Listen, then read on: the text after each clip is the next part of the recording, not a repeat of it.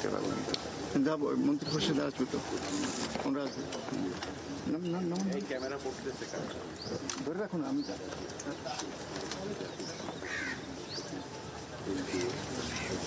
মন্ত্রীরা দেবে তো ওই এটা নিচ্ছে মন্ত্রীরা ফুল দিবে। হ্যাঁ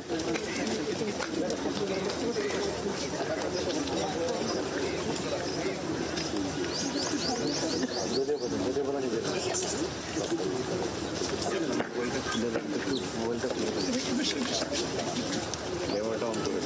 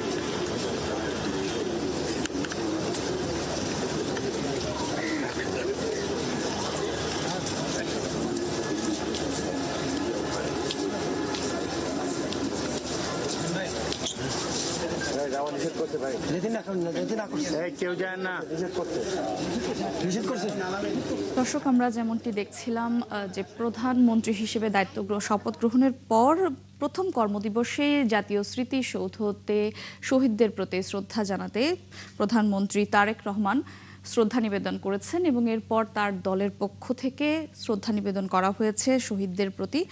এবং এই শহীদদের প্রতি শ্রদ্ধা নিবেদনের শেষে কিন্তু তিনি তার প্রথম কর্মদিবসের সূচনা করবেন সচিবালয় থেকে এবং সেখানে তিনি তার প্রথম কর্মদিবসের যে কাজকর্ম সেইগুলো সবকিছু শুরু করবেন। এছাড়া তিনি প্রধানমন্ত্রীর সাথে কিন্তু তার মন্ত্রী পরিষদের যে সদস্যরা রয়েছেন তারা সকলেই এই মুহূর্তে তার সঙ্গে উপস্থিত রয়েছেন। এছাড়া স্মৃতিসৌধ কর্তৃপক্ষ এর আগে আমাদের জানিয়েছিল যে নবনির্বাচিত যিনি প্রধানমন্ত্রী 11তম বাংলাদেশের প্রধানমন্ত্রী তারেক রহমান এবং মন্ত্রীরা বেদিতে পুষ্পস্তবক অর্পণের মাধ্যমে বীর শহীদদের প্রতি শ্রদ্ধা নিবেদন করার কথা ছিল পূর্ব পরিকল্পনা অনুযায়ী। অর্থাৎ সেই পরিকল্পনা অনুযায়ী কিন্তু তিনি জাতীয় স্মৃতিসৌধে সকাল নাগাদ পৌঁছে গেছেন এবং যেই শ্রদ্ধা নিবেদনের যে কার্যক্রম সেটি কিন্তু তিনি করেছেন। আমরা দেখেছি যে প্রধানমন্ত্রী হিসেবে শ্রদ্ধা নিবেদনের পর দলের পক্ষ থেকেও জাতীয় স্মৃতিসৌধে শ্রদ্ধা নিবেদন করা হয়েছে।